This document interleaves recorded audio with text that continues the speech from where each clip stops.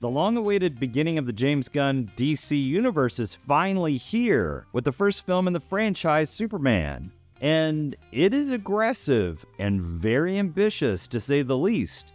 And just a heads up, I will be talking about some major spoilers potentially in this film, so be warned, but here we go. So everybody knows Superman is written and directed by James Gunn, and stars David Corenswet as Superman, who has been on Earth for a while now and has recently, in the past 3 to 4 years, come out to the public.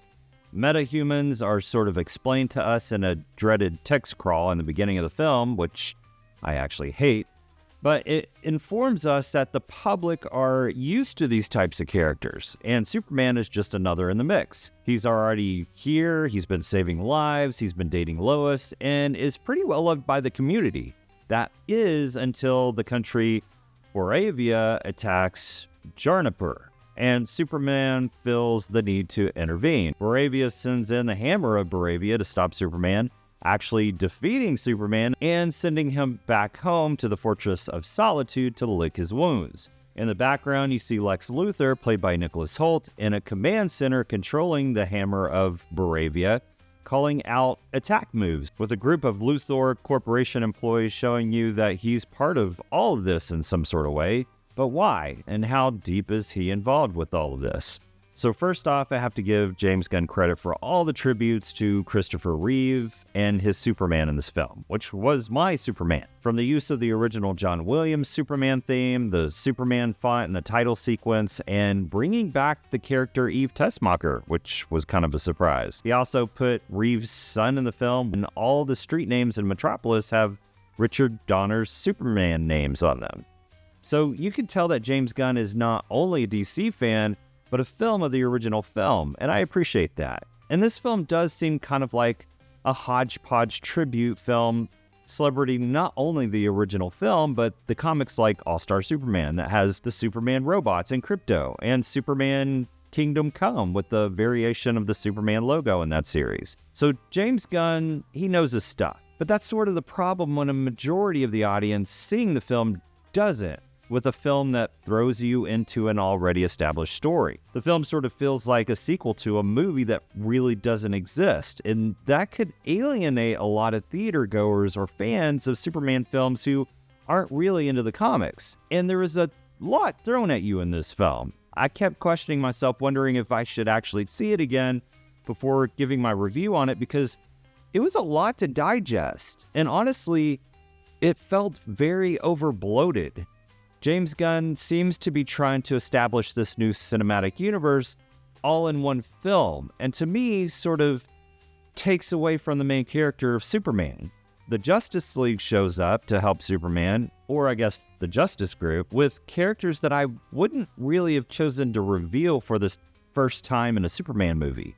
Because for one, it's a Superman movie and not a Justice League movie. And two, they are all sort of B-lister Justice League characters anyway. I never really cared about Hawkgirl, let alone Hawkman, or Mr. Terrific. Guy Gardner is actually my favorite Green Lantern of the bunch, and I actually loved him in this film, played by Nathan Fillion. And that's another issue. I wanted more Guy Gardner, more than I wanted Superman. A character who I've loved since a kid is kind of being shown up by this character in his own movie. Come to me, son of Jor-El! Kneel before Zod! I liked Mr. Terrific. He's got this no-nonsense kind of rough attitude, but I just didn't understand why they were there. It felt like Gunn was trying to establish everything in this new DC universe all at the same time. And Hawkgirl, again, really underwhelming. There's a scene where Superman is just hanging out with a cup of coffee or cup of tea that Lois brings him, and there's a fight going on outside the window with the Justice Gang and some alien entity. And Lois asks Superman, hey, you need to go help your friends? And he just sits back and says, nah, they got it, it's cool. He's not that big of a threat anyway. In his own movie, he sidelines himself. That's not the Superman I know. And why is the Justice Gang fighting crime and aliens in Metropolis anyway? Isn't that Superman's gig? Do they just go off to Gotham and take over and start fighting crime there too? I did really appreciate all the DC Easter eggs and cameos thrown into the film, and there are a lot. It was cool to see the Hall of Justice already established, and seeing James Gunn's Peacemaker thrown in there for a little cameo was a nice little surprise. David Corenswet as Superman, I can actually get behind and buy, and I think he's great. But I don't think that I like the way he's written compared to past films. In the past, Superman was portrayed as this moralistic, strong Boy Scout who was always in control.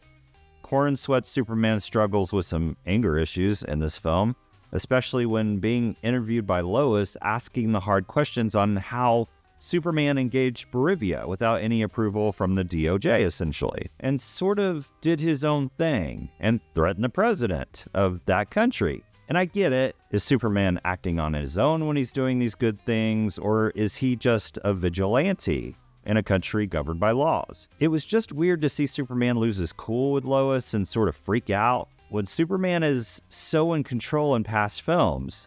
I mean, Superman gets angry in the other movies, but this seemed really out of character. And I know that Gunn is trying to make him more relatable to you and me, but I kind of like the fact that Superman was a more in control character that you kind of wanted to strive to be. He was the example of goodness and justice, even to the other characters in the DC universe. He always kept everybody in check. He was like Marvel's Captain America. Sure, he struggled with life just like the rest of us, but it was his choices that really defined him, which actually Pa Kent talks about, which is also a cliche, sort of. I think that's why, as kids, we put on the capes and flew around wanting to be him, because he was something that represented all that was good in us and lacked the bad. It was weird to see Superman, use profanity in the movie. I mean, it's not a lot, but it was strange. From Lex and other people like Guy Gardner and Mr. Terrific, it didn't really bother me, but Superman, it just felt out of place and strange. When he storms into Lex's office trying to find Krypto, he loses it, tearing the place up out of anger. When Reeves' Superman loses it when Lois dies in the first film, he gets angry, but he doesn't go to Lex and take him out, which would be completely understandable, but he's better than us. And that's sort of the point of Superman. He's super, not just in power, but in morality and mental strength and control. Something that we should all strive to be. Even with the Supergirl cameo at the end, where they made her into this irresponsible 20-year-old who just wants to party and actually goes to other planets so she can get wasted because the effects of the sun on Earth won't let her get drunk. It made her look kind of pathetic, honestly, for this otherwise strong character that was a role model in comics for younger girls back in the day. I mean, it was a funny scene, but at the same time, it didn't really represent the character that I knew and loved from the comics. And I think that is a good representation of what this film is. It's a fun, good movie at times that is just a bad representation of the character that I used to know and love. It might have been a great movie if it wasn't Superman. The film, with its very bloated story, had some fun surprises, but from the beginning, I suspected that Ultraman was, who he ended up being. It's a storyline that's been played with a lot over the years in Superman scripts, but never brought to fruition until now. I didn't mind it, but when he takes off the Ultraman mask, it looks like Superman is actually fighting Hayden Christensen's Anakin Skywalker. For the first 3 or 4 minutes, it didn't look like who it actually was. It was sort of confusing, actually. It wasn't that big of a deal, though, but it was weird and kind of took me out of the story. I enjoyed most of the acting in the film. I thought Corenswet did a great job, even though I didn't agree with the writing of the character. I wasn't a huge fan of him as Clark Kent. It felt a little forced and awkward to me. Everything to the lower octave deep voice and the weird messy hair. So he didn't completely kick Superman's ass? Pretty thoroughly, Clark. There's not a lot of Clark Kent in this film, so it didn't really matter much, but when he's on screen, it feels like something odd. It's like someone hiding in plain sight in a really unconvincing way without confidence in the disguise, wondering if at any minute he's going to be found out. I also thought the portrayal of Ma and Pa Kent was an odd choice, sort of a hillbilly stereotype that seemed really over the top. I cleaned your boots. I'll go get them for you. And just off compared to all the other ways that these characters have been played in the past. It was just strange. Lois Lane, played by Rachel Brosnahan, was a great choice. She brings out the strength and punk rock of the Lois Lane character in the comics. She's struggling with her and Superman's relationship, and she isn't the falling all over Superman type like you see with Margot Kidder in the original film, and I kind of appreciated that aspect of her. Nathan Hoult is fantastic as Lex Luthor, and he really is one of the best actors of his generation. But the actual character of Lex was lacking some depth. We don't really know or understand where the hate for Superman comes from, and he's usually just hanging out with his employees, controlling things from his corporation. But when he does have those intense, psychotic Lex Luthor scenes, they are pretty great, and Hoult plays them with major intensity. This film is incredibly heavy with the CGI. I kind of laughed when they said that the film was filmed for IMAX, but over half of the film is all CGI, and it makes it look mostly animated. And actually, one of the guys that I talked to after the film mentioned that he liked the film a lot because it reminded him of the animated DC movies that you can find on HBO Max. I mean, don't get me wrong, a lot of the CGI was really fun and looked great, but then you had a river of pixelated blocks in this in-between universe that also looked pretty basic. The physics of some of the CGI fight scenes were pretty ridiculous. It felt like it relied on CGI way too much to make the story interesting. I was pretty forgiving for the unrealistic CGI until I saw the CGI alien baby, and then I was pretty much done. When Superman is fighting with this CGI green alien baby in one hand and dishing out blows with the other, and Krypto. The film relied on Krypto way too much to give the film the lightheartedness in this, at times, dark storyline. And even though I enjoyed Krypto at times, it was too much. It was just too much Krypto. A lot of the jokes in the film were actually pretty funny and very James Gunn-like. But almost every joke kind of felt out of place, and it felt presented at the wrong time. James Gunn is a fantastic writer of smart dialogue that's really quick, funny, and fresh, but there's a lot of it in this film, and it sort of takes you out of the emotional response that's set up for you, but drops you out of that emotional moment with a joke or a quip. And it was kind of strange to have this joke that Jimmy Olsen was this ladies' man that all the women wanted.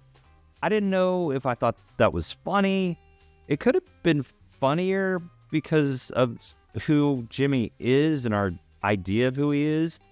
It just felt so random, but leads to a bigger part of the plot, but it was just strange. This whole film felt very out of place to me, which was confusing because I did really enjoy the film for what it was, but not as a Superman film, because there was so much that took me out of the Superman world that I knew and loved. James Gunn changed the character to serve a whole new generation, and I don't think this film was really made for me and my generation. It could be closer to the character in the comics, but honestly, after Flashpoint, I never got into the New 52 or the New Gods series of DC, so maybe this is what Superman is now in the comics. I don't know. And maybe I'm just living in the past. Superman is an over-bloated mess at times, but an entertaining mess. It's fun and funny and has some great moments that I loved, but at the same time, it didn't represent the character that I've loved for decades. There were way too many characters, too little Superman and Lex for a Superman film, and I feel like this was just a film to set up the James Gunn DC universe. This film really confused my emotions, and I really need to see it again before committing to a rating, but for now I'm giving Superman 2.5 stars out of 5, split right down the middle, just like my emotions. I did go in with an open mind, and, well, I don't know. It is rated PG-13 for violence, action, and language. It is sort of darker than I expected, but not horrible. So let me know what you thought of Superman when it finally releases this Friday. I have a feeling that this film will divide the DC community and maybe generations. Maybe I'm just too old for this film. Maybe it's finally happened. Maybe I'm just too old. But what do you think? Did James Gunn deliver the Superman that you were expecting? Let me know in the comments. Like and subscribe for all the latest movie reviews. And remember, don't wait till it streams. Let's go to the theater and let's see it together. I would question myself in the same situation and consider the consequences. People were going to die!